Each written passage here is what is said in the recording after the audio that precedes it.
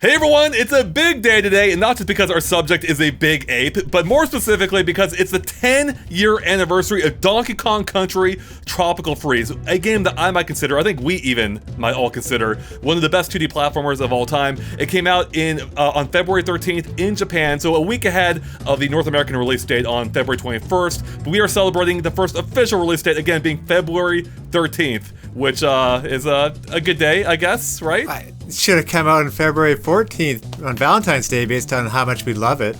Good point, Tom. Good point. You're right. They screwed up there. They totally messed up. But yeah. Anyways, I wanted to talk more about this game. I think we all did. Joey's been replaying it a lot recently. Yep. And I dabbled back in with it again just for this discussion. Not that I needed any other excuse because that game is amazing. I think it still holds up based on the amount I played. I can't believe it's 10 years old. I remember being at the preview event for this game over 10 years ago now on Wii U, and even before that, being in person at the reveal at E3, which I know you had some thoughts about, Joey. So. This game is perfect. It really is. So good. It's really good. The only thing is, like, I can't even think of anything bad to say about it. There's not one level that doesn't hit. There's not one music track that doesn't hit. The only thing that's slightly negative is just, like, I feel like maybe the cutscenes don't look as good as I thought they used to. But who cares, right? Because the game itself is perfect as is. I just found, like, revisiting it. I thought while playing the first world on this replay, like, okay, this is cool, but it's not as good as I remember it. That's because all the good stuff happens right after World 1. That's when the game, I feel like, really takes off. You're getting into these levels that are just so insanely creative. The one that really stuck out to me was a minecart one where you're being chased by a saw, and the saw kept spitting out wood that would turn into its own platforms. And I was just thinking, this is peak gaming. They should have stopped making games after this. This is just too good. That sawmill thrill, that's probably my favorite minecart level of all time, based off how you go to the little thing floating on the river. Later on, the buzzsaw, that's when I replayed today, buzzsaw cutting blocks of wood and throwing them out, and you're jumping on the blocks of wood as they're falling down. It's just so creative, so well done. It's absolutely brilliant. Like, how every level, like, reaches a crescendo, you know? Like, in the Sawmill Thrill level, it ends with this giant sawmill chasing you as it's chopping up wood, creating the path ahead of you for you to hop onto. Yeah. And, like, almost every level's like that. There's a level with, like, a giant storm and then, you know, a tornado in the background, and you end up in the tornado by the end. You know, another level with, like, an octopus, and he's chasing you, and turns into a big chase, you know, climactic sequence. Like, this game feels like if Uncharted were a platformer, this would be it. And even that, I think, is underselling how good this game is, which is, you know, we'll circle back to this. We'll talk more about why it's so good soon, but it does remind me, Joey, instantly of, you know, as we were talking about before this discussion, the reaction some people had to the reveal of this game at E3, I guess, would have been 11 years ago at this point, 2013. I think. And I was there, and I will admit to it, I was an idiot. I remember thinking, oh, another Donkey Kong game, only to be, you know, only have my face instantly stomped in by how good this game is.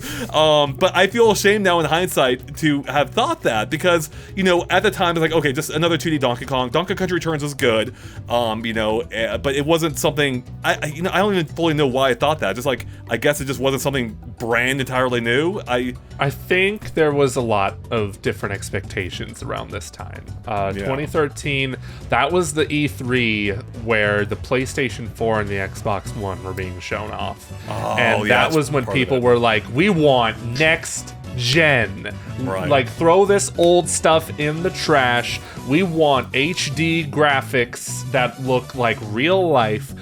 That was pretty much the whole, like, atmosphere I recall back then, right? Like, I watched this direct. I was, like, fresh out of high school. I was just like, it was way too early in the morning, this direct was.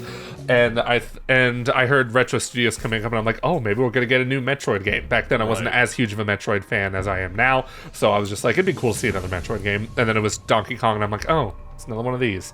Okay, cool. It looks fine, right? And just the whole direct in general, I feel like was overshadowed by, like, just a PS4 and Xbox One, because that was like people talking next gen, and Nintendo felt like they were playing things a little safe.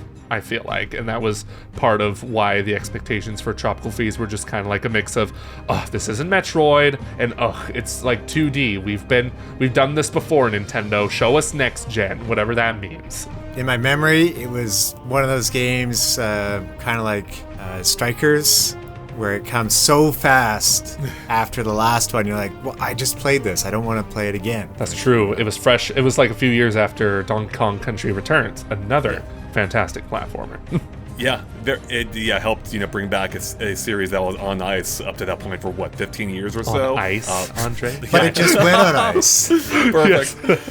And I think there's also the fact too, as you all mentioned, there's a variety of factors, but also, this was a few years into the Wii U at this point, clearly a miss by Nintendo, and it didn't seem like Donkey Kong was going to be the game to save the system, as if any game could save the system at that point. So I think it was a variety of factors that led to kind of like a ho-hum response. I think even Kotaku had in hindsight, a really embarrassing headline, Retro announces another freaking Donkey Kong game. We were all fools, though, because once we got to play that game, I got to play it at a preview event. Well, I got to play it at that same E3, but it's hard to get a good deal for a game at E3. But I went to a full day preview event for the game a couple months, I think early into the next year. And I remember that's where I started to appreciate, oh my God, this game is good. It may not have done anything super innovative. What it did, though, was it just excelled on every freaking level, from the controls, the mechanics, to the visuals, to the level design, and of course the music. The music is so good. David Wise coming back in a big way. Perhaps, one of the few things Donkey Country Returns was missing. And it just all combines into an amazing package that just is so exciting and fun to play through and just feels so good. The sense of momentum and feel and how that works within in conjunction with the level design is just splendid. It's absolutely perfect. Oh man, there's some sections where I feel like the music was either was unintentional or was intentional, was lining up perfectly with the movements I was supposed to do, bouncing on this enemy, and then the music would crescendo, or there's a beat going. It's really good, and man, that music has no right to be as good as it is. You hear the one song from you hear the Snowmad theme that plays in a few levels in the final world, and it's just it sounds like it's from Braveheart or something. You hear this song out of context, which I'm playing in the discussion right now. It doesn't sound like it's from a Donkey Kong game. David Wise did not need to go as hard as he did on that one particular track. That's not his style. You don't understand. He has to put everything into every track. When he described Donkey Kong Country 2 to us, he's they had to rip me from the keyboard and ship the game.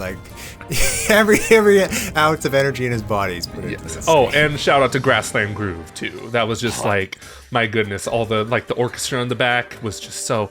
Oh man, I have a friend on Twitter, Doominal Crossing, who told me he cried when he heard that song, playing that level. It's so good. I fully believe it. I was actually just replaying the level before this discussion, and it still is amazing. And I remember, I don't know if it was the exact song you were talking about, Joey, but there's that one level in the final world where it's silhouetted, it's black and white essentially, as you're climbing up I think that's avalanche. The same song.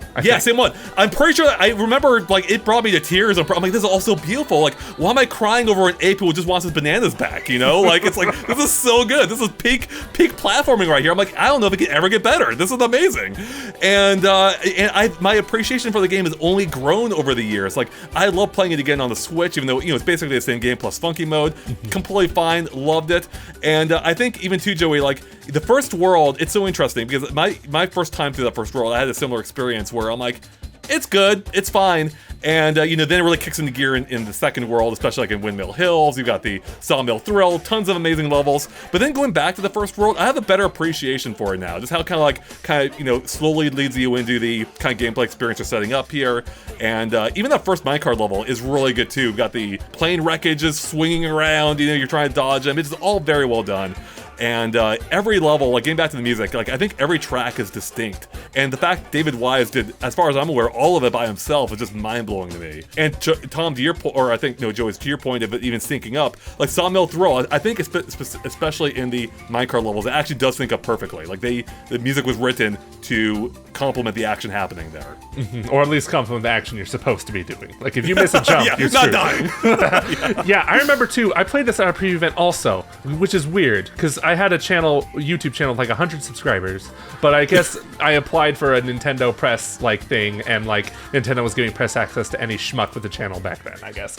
And were you at the same event I was then? Was it? Or? I don't think so. Did you go to like a hotel room or something? No, it was in Seattle. Okay. No, I'm sorry. No, not Seattle. It was in San Francisco somewhere. Yeah, San Francisco. Yeah, like this was, I went to a preview event not just specifically for that game, but they were having an event for like all the games they showed off at E3 that year. So I played like all the Mario 3D Worlds, whatever they were showing off there. And then I got to Tropical Freeze and I'm like, hold on. You couldn't tell from the trailer that this game went as hard as it does. Like No. I was telling the press person that too. I was just like, yo, I'm seeing gameplay as one thing, but actually playing this game is like a whole thing, different thing entirely. He said, yeah, these games are meant to be played, and I played a few levels like throughout not just in World 1, but like later on with all the barrel sections here. Just also went really hard. Like you'd think they're super simple, just like tap A, just tap A, but they do it in such a way where it's like fun and exhilarating. It helps like if you press A too soon, like sometimes you'll die, right? But man, the way they did it here, and especially utilizing the 3D camera angles that weren't in Donkey Kong Country Returns, it definitely made for a more cinematic experience. That was a huge part to it. Also, some of the Rambi levels, those were great. I remember one where it's like you're with Rambi going up and the platforms start crumbling on you at the end of the level. Like those touches at the end of the level, the way the crescendo, as Andre was saying, how it builds up the music and everything. That's part of what makes this game so special. Honestly, it was difficult for me to play Mario Wonder and not constantly think of Tropical Freeze. I enjoyed Mario Wonder, it's a fun game, but when I look at how majestic Tropical Freeze is, it's just majestic across the board. I'm like, man, this game, like Mario Wonder almost feels a little amateurish to me by comparison, because you go through a level, and the level design's good, but then you have these random sequences where it gets really weird for a few minutes and then goes back to normal, and never, like for me, it never felt quite right. Like it was fun, it was always a surprise, but like here, like there's clear intent. Like the entire level exists and it tells a story, and as we said multiple times now, it crescendos into the climax before ending in the satisfactory way. It just so well done.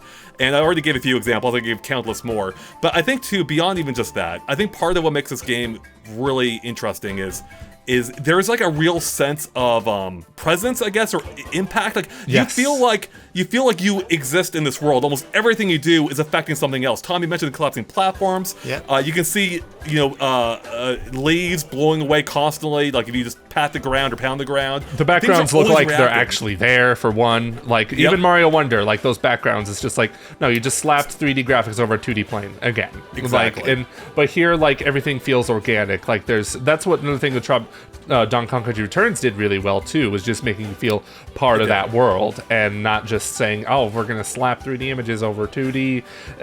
What they do here is fascinating. They also like do background and foreground elements too, something Sonic Superstars, a more recent example, did also.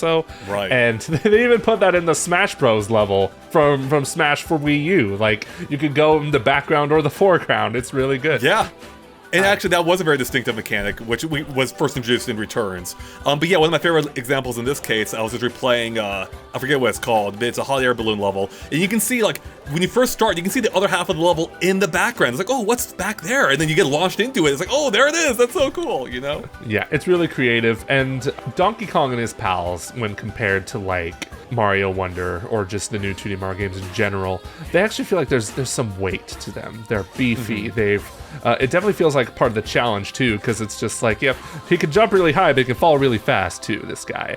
I really felt like they played well with the weight of Donkey Kong as well. What do you think about that, Tom? Playing through the first level again today, Donkey Kong's going along and see these platforms, but you land on them and they kind of go like, whoa, and they crumble like with dust under his weight, like, and things like platforms being held up by trees, they have bounced them and stuff. That adds to it. I mean, that just shows you Donkey Kong, like, overpowering through this world in a way. And the way they lay out the platforms too, and the bouncy levels, and there's a flow to it that you can either do really well or do really poorly. When you get a flow going, a really good flow, that's what really makes the gameplay feel satisfying. And that's something, not to make this a doggone Mario Wonder video, but I feel like that's something that Mario Wonder could have potentially learned from. Even though there are some good sections in that game too. Yeah, no, you're definitely not wrong. I think there is just a really good flow to it in general. Like, it almost feels a little Sonic-like at points, with how the level's like almost designed for you to maintain momentum, and the better you do, the better it feels because it's spaced perfectly. But then, unlike Sonic for me, I feel like in Sonic when I'm not going fast, I feel like, what's the point? I feel like I'm not playing the game right. Donkey Kong, I never got that sensation. Like, it always feels good no matter what I'm doing. If I'm playing fast, I'm playing slow, it feels like it works no matter what speed you're going. And I love that. Like, it rewards getting better at the game because you can play through quicker and faster, and that feels great. But at the same time, going slower, looking for collectibles, that all feels good too. I love it when 2D platformers have collectibles. And the way the collectibles are hidden here is very creative, I feel like. It's like, yeah, there's the occasional ones where it's like you get sucked into this banana puzzle where you gotta find all the bananas under 30 seconds and then you get the puzzle piece. But then there's some you have to like actually go off the beaten path. Every time I start a level, I always go left first, just to make sure there's nothing there. And then I go forward again. And those Kong letters really test my patience. Or they really test how much I'm willing to risk. But there were times where I'm just like, no, I need to be done with this level. Sorry, I'll catch you later. Yeah, I still remember, like, there was one particular letter or puzzle piece that I forget. Either I was having trouble or a colleague in the industry was having trouble. One of us was having trouble, and we're trying to help each other out, like trying to figure out how to get it. And it was like some of them will really test your thinking outside the box ability. It's like, I don't even know how to get this. Like, I can only go in two directions. Where's this freaking puzzle piece? It's so good. Yeah, there's also new companions in this game now. We don't just have Diddy Kong. Right? Like he was in Returns. Now we have Dixie Kong and Cranky Kong, which, remember when Cranky Kong was announced? Oh man, what another point to like just the lead up to this game was just a mess. It was. Little do we know they were blessing us with knowledge, one of the best games of all time still. Exactly. Yeah, like Cranky Kong could be a pogo stick. I actually didn't do Cranky Kong that much because I felt like Diddy and Dixie Kong were more like I don't like falling, so I need people to help me not fall. And Diddy Kong with his jetpack and Dixie Kong with her little hover ponytail were more useful to me. But I felt like there were some levels where they really felt like, yeah, you need to choose Cranky for this, because there's a lot of bouncing and he will definitely help you out there. Yeah, just not as many as Dixie Kong being the superior choice. Oh, absolutely, right? Yeah, you're always jumping into games. That's always useful, whereas Cranky is more situational. So who did you end up using the most, Tom? I believe I would use Dixie later on to the game, just for the hover. So yeah, buy those green balloons too. They're very helpful. For those who don't remember, there was a lot of there's a Funky Kong shop. You buy all these useful gear, and I remember getting to that final boss, and I'm just like, okay, I'm buying all your hearts. Give me all your stock, Funky. I gotta beat this game. Yeah, Dixie was my preferred choice. Also, it's like she gives you a double jump pretty much. On one topic about maybe being underrated at first is that there weren't Kremlings in it. It was the there weren't Kremlings in Donkey Kong Country Returns either. Yeah, but again without Kremlings, so we're like, what is this? Stupid owls, stupid owls. They were called Snowmads, I believe, which were meant to be pretty great name. Yes, so they were pretty much Vikings, and that was just hilarious. It's just it was interesting because the game begins. It's his birthday. It's Donkey Kong's birthday. All his family's there, and then they actually kick Donkey Kong and his friends off the island, and the whole point of the game is to get back to that island. It's not, you're not starting here anymore. Now it's to go back to it. I didn't realize that until later. It's just we're at Homecoming hijinks 5 hours into this game. Interesting. Yeah, that's a really good point. I actually did disservice to the story earlier when I wrote it off as him just getting his bananas back. It actually did feel climactic when you return to your island, and the entire weight of this entire experience is weighing on you in that moment. You're back home, you're taking on the final challenges as your entire island's been frozen over. Just how any of this works is mind-blowing. The fact that it works as well as it does is amazing. It really just speaks to the testament of just how good the designers at Retro are. The fact that they were able to make a platformer, like what, their second only ever platformer, and they knock it out of the park, like that's insane to me. Like they did so good. It's weird to think that this was their last like new game. 10 years still, 10 years. You know, they're like, we can't top this, we're out. Yeah. The 10. Oh man, like yeah, they came out with the funky mode, like the Switch version, and then Metroid Prime Remastered. But this was like their last new True game. new game. Yeah. It's just like, did we just all forget how talented these people are? How talented this studio is? It's insane to me, and I need to also talk about the bosses in this game. They're menaces. They really are. Yes, It's weird. They're not very hard, but it's easy to mess up, and then you have to start the whole thing over. I was so happy when I beat the final boss in one go, because I remember having trouble on that for the longest time. But like He was hard, yeah. yeah, and so they're all patterns. They're all based on patterns. And when you figure out the patterns, you can do it. But it's just like when you get to the final phase of each one, it's scary. Your adrenaline is pumping. You're stressed because you don't want to start the whole thing over, and then you mess up, and then you start all over, and it's so sad. I was gonna say the final boss requires a rolling jump to get him. I love the owl one the most, moving up vertically into the sky, going after him. Oh man, I flubbed on that epic. one. I flubbed on that one so hard, Tom. Like, I had one hit left and I died, and then I had to start the whole... That one takes too long. I don't even think that's like a problem, the bosses. It's very much part of the challenge. But I am just like, I hate you guys so much.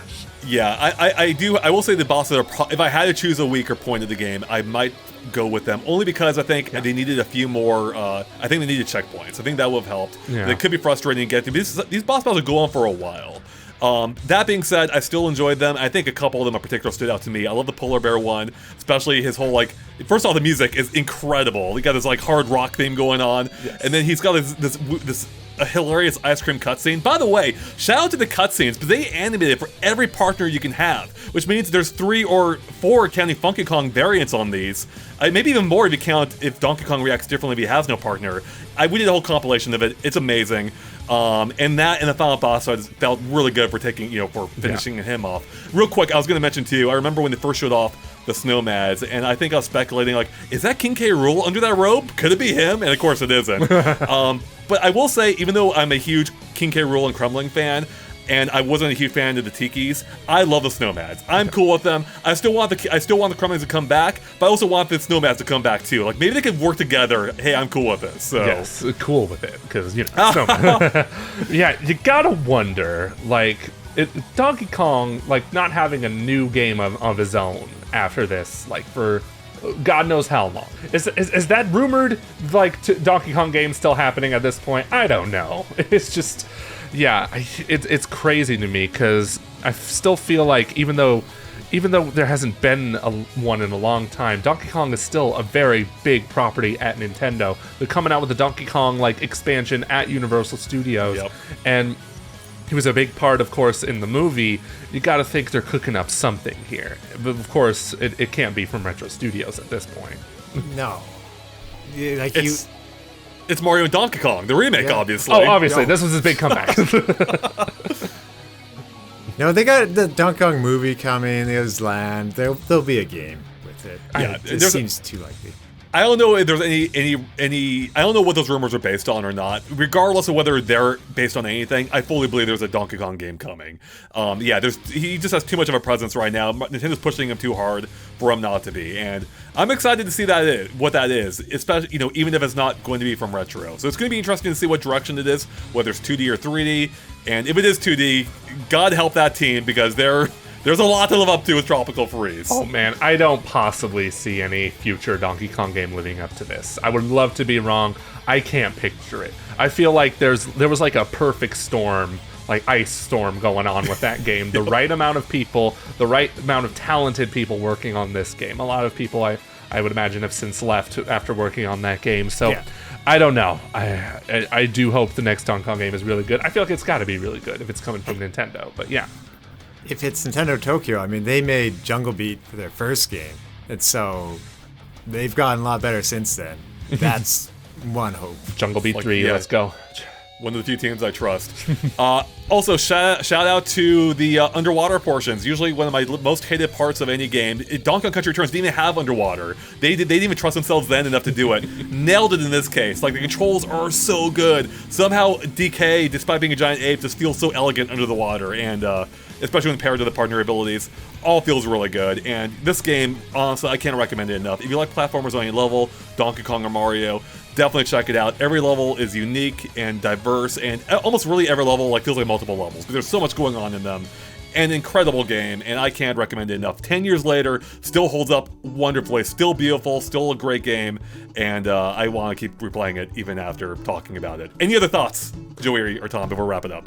Man, you gotta play this game, everyone who's watching this, if you haven't played it already. I've had some people on Twitter tell me they've been waiting for a good sale, but they haven't had one, and that's because Nintendo games never go on sale. So I still feel like you gotta pick this up, at least at $40 maybe.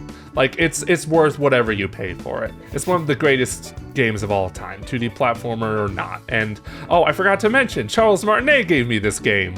Funny story there. Forgot to mention that. So he was at my local convention, SAC Anime. I was doing video work there, and I was just at his booth, and he had a bunch of stuff at his booth. Bunch of stuff. Lots of different games, Nintendo accessories, all that stuff. And I was just saying, I still need to play this game. At that point, I played Tropical Freeze, but I didn't own it. I rented it. And then he just said, take it. And I'm like, oh my god. What? Fantastic. What a great man. Did he sign it? He didn't sign it, but at that point I already had his signature. So. Oh, okay, yeah. That's amazing. That's so great. I love that. Even though he's not even in the game on any, at all. At all. Very cool.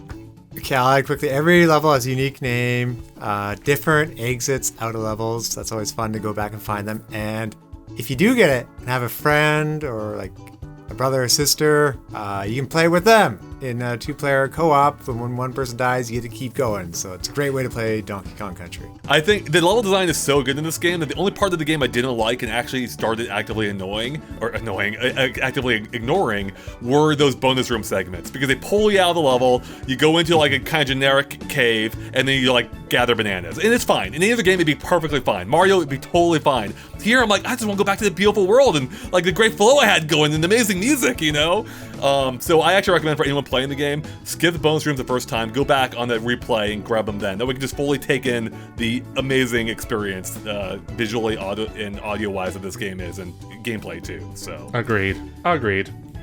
All right, well, that's it, everyone. That's our 10-year anniversary discussion of Donkey Kong Country Tropical Freeze, again, as of today in Japan, and about a week or now for North America. And we'll probably be doing a stream of the game soon as well, if you want to check that out and see, in case you missed it, what makes this game so great, in case the gameplay we've run through this discussion hasn't convinced you yet, and our accolades. Everyone, thanks for watching. We'll catch you later. Have a good one. Bye.